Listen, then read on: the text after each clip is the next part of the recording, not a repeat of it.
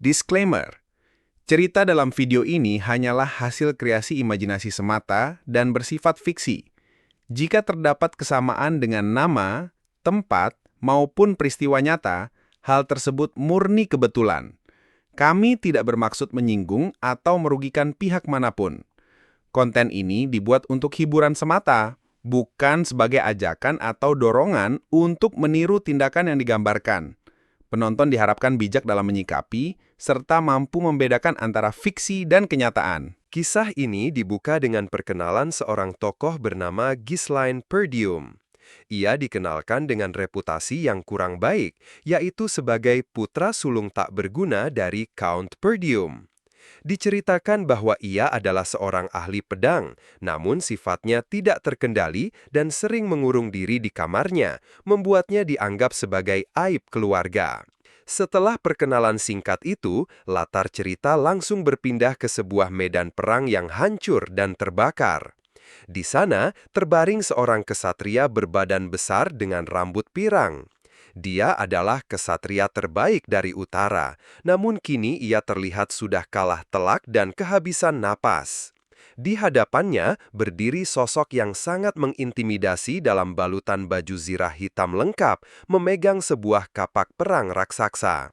Kesatria berzirah itu bertanya dengan nada santai, "Bagaimana? Perangkap yang aku siapkan cukup nyaman, bukan?" Kesatria dari utara itu terkejut. Dia tidak percaya bahwa semua ini adalah jebakan, dan lebih terkejut lagi saat menyadari siapa lawannya. Dia adalah Ghislaine, orang yang selama ini ia remehkan.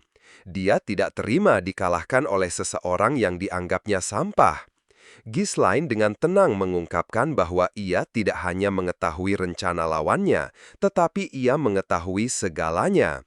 Jumlah pasukan, mata-mata, dan siapa saja yang terlibat. Semua rahasia mereka sudah ada di tangannya. Merasa terhina, kesatria utara itu mencoba berteriak, "Bagaimana mungkin bajingan tidak berguna sepertimu?" Ghislaine tidak membiarkannya selesai bicara dan langsung menendang wajahnya. "Tutup mulutmu," ucapnya dingin. Ia kemudian melepaskan helmnya, memperlihatkan wajah seorang pemuda yang tenang dengan tatapan mata yang tajam. "Ini karena aku sudah mengetahui semua rencana kalian," lanjutnya. Lalu, bagaimana dia bisa mengetahui semua itu? Cerita kemudian membawa kita pada sebuah kilas balik ke kehidupannya yang sebelumnya. Ternyata, Ghislaine yang kita lihat ini sudah pernah mengalami kematian. Di kehidupan pertamanya, ia adalah seorang kesatria yang hebat, namun akhirnya ia dikalahkan dalam sebuah pertempuran besar. Saat ia terbaring sekarat, seorang kesatria wanita berambut merah bernama Idun menghampirinya. Idun mengungkapkan sebuah kebenaran pahit. Kehancuran keluarga Perdium bukanlah sekedar kekalahan perang, melainkan hasil dari sebuah konspirasi yang dirancang oleh keluarga Idun dan keluarga Duka Delphine. Setelah mendengar pengkhianatan itu, Ghislaine pun tewas dengan penyesalan dan amarah yang mendalam. Namun, cerita tidak berakhir di sana. Tiba-tiba, Ghislaine membuka matanya. Ia terkejut mendapati dirinya masih hidup. Ia memeriksa lehernya yang seharusnya terpotong namun masih utuh. Tubuhnya juga terasa lebih muda. Dia berada di sebuah tenda, bingung apakah semua yang dialaminya hanyalah mimpi buruk. Di tengah kebingungannya, seorang prajurit memanggilnya Tuan Muda. Seketika, insting dari kehidupan sebelumnya mengambil alih. Ghislaine langsung menyergap prajurit itu dan menodongkan pedang ke lehernya. Reaksi prajurit itu sungguh di luar dugaan. Bukannya takut, dia justru memukul perut Ghislaine sambil mengeluh. "Apa kau lupa semua setelah tidur sebentar? Tadi kau mengamuk karena mau menyerang para orcs." Dari percakapan itu, Ghislaine mulai paham bahwa ia kembali ke masa lalu, ke masa di mana dirinya yang lebih muda masih dikenal sebagai pemuda pembuat onar. Prajurit itu kemudian menyuruhnya berkemas karena mereka akan kembali pulang. "Pulang kemana?" tanya Ghislaine. "Tentu saja ke negara Perdium," jawab prajurit itu. Mendengar nama negaranya yang seharusnya sudah hancur, Ghislaine terperangah. Dia mencengkeram prajurit itu dan menuntutnya untuk mengulang perkataannya. Dengan ketakutan, prajurit itu tergagap menyebut nama Perdium. Ghislaine segera berlari keluar tenda. Di hadapannya terhampar pemandangan negerinya yang masih damai dan utuh, dengan kastil keluarganya yang berdiri megah di kejauhan. Saat itulah ia sepenuhnya menyadari apa yang terjadi. Dia telah kembali ke masa lalu dan mendapatkan kesempatan kedua. Kesempatan untuk mengubah takdir dan, yang terpenting, untuk membalaskan dendamnya. Ghislaine menatap pemandangan negerinya yang masih utuh dengan perasaan campur aduk. Prajurit yang bersamanya masih bingung dengan tingkah laku tuannya, bertanya apakah ia baru saja bermimpi buruk sambil menyebut kerajaannya sendiri telah hancur. Ia bahkan memperingatkan Ghislaine agar tidak bicara sembarangan karena bisa dihukum oleh Count, ayahnya. Untuk memastikan ini bukan mimpi, Ghislaine mencubit pipinya sendiri. Rasa sakit itu nyata, ini bukan ilusi. Wajahnya lebih muda dan negerinya masih berdiri kokoh. Akhirnya, ia sampai pada satu kesimpulan yang luar biasa. Ia telah kembali ke masa lalu.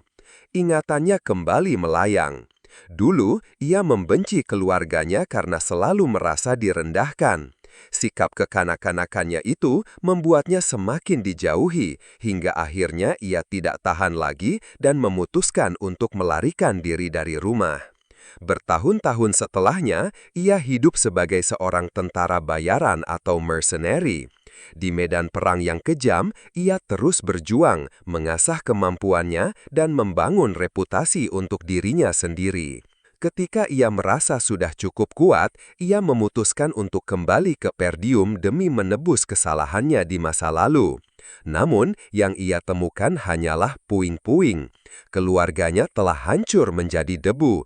Ia telah kehilangan segalanya. Tapi sekarang, di hadapannya, semuanya masih ada. Bendera keluarganya berkibar dengan gagah. Semua orang yang ia sayangi masih hidup. Sulit dipercaya, rasanya ia ingin bernyanyi saking senangnya. Namun, ia segera menahan diri. Ini masih terlalu awal untuk merayakannya. Ia teringat percakapannya dengan prajurit tadi. Mereka di sini untuk menyerang para orcs. Ghislaine tidak akan pernah melupakan hari itu. Di kehidupannya yang sebelumnya, hari ini adalah hari di mana sebagian besar prajurit Perdium yang menyerang akan tewas. Kala itu, laporannya menyebutkan hanya ada 3 orcs. Ghislaine muda yang sombong dan tanpa pengalaman berpikir ini akan menjadi pertempuran mudah untuk membangun reputasinya. Namun kenyataannya, saat mereka tiba di lokasi, mereka disambut oleh lebih dari 20 orcs. Akibat keras kepalanya yang memaksakan diri untuk memimpin, hampir semua pasukannya tewas. Ghislaine tahu seharusnya pertempuran ini bisa dimenangkan karena orcs pada dasarnya tidak memiliki strategi yang rumit. Masalahnya sekarang adalah, akankah ada yang percaya padanya? Mengingat semua orang masih menganggapnya sebagai bajingan tidak berguna. Belum sempat ia memikirkan cara untuk meyakinkan mereka, tiba-tiba terdengar teriakan panik dari penjaga. "Serangan orc! Para orcs ada di sini!" Kampung militer mereka diserang tiba-tiba. Para orcs menyerang dengan brutal, jauh lebih cepat dari yang Ghislaine ingat di kehidupannya sebelumnya. Kekacauan langsung terjadi. Para prajurit yang tidak siap menjadi sasaran empuk. Di tengah kepanikan, pemimpin pasukan penyerangan, Scovan, maju ke depan. "Jangan panik, buat formasi pertahanan," teriaknya sambil menebas seekor orc. Namun, ia segera menyadari situasinya sangat buruk. Sial, kita lengah, jumlah mereka juga jauh lebih banyak dari yang dilaporkan. Saat Scovan sedang bertarung, seorang prajurit berteriak, "Ketua, di belakangmu!" Sebuah orc raksasa dengan kapak besar sudah mengayunkan senjatanya dari belakang Scovan. Tidak ada waktu untuk menghindar. Tepat di saat kritis itu, Ghislaine bergerak dengan kecepatan kilat. Ia mendorong Scovan menjauh dari jalur serangan mematikan itu. Skovan terkejut menatap pemuda yang baru saja menyelamatkan nyawanya. Tuan muda, Ghislaine kini berhadapan langsung dengan ork raksasa itu. Dengan gerakan yang lincah dan presisi yang mengagumkan, ia menangkis ayunan kapak ork tersebut. Bilah pedangnya beradu dengan kulit keras sang monster, namun ork itu berhasil menahan serangannya dengan tangan kosong. Dengan satu tebasan kuat dan terarah, Ghislaine berhasil memotong tangan ork tersebut, lalu menebas lehernya hingga kepalanya terpenggal. Makhluk besar itu pun tumbang tak bernyawa. Para prajurit di sekitarnya hanya bisa terngengah melihat kemampuan tuan muda mereka yang di luar dugaan. Ghislaine berdiri di atas mayat ork itu sedikit terengah. Sepertinya aku tidak bisa menggunakan mana, gumamnya. Ia kemudian berbalik dan berjalan mendekati Skovan yang masih terduduk di tanah, syok. Ghislaine mengulurkan tangannya. Berikan, kata Skovan, bingung. Dengan tatapan mata yang tajam dan penuh keyakinan, Ghislaine berkata, berikan hak ketuamu kepadaku.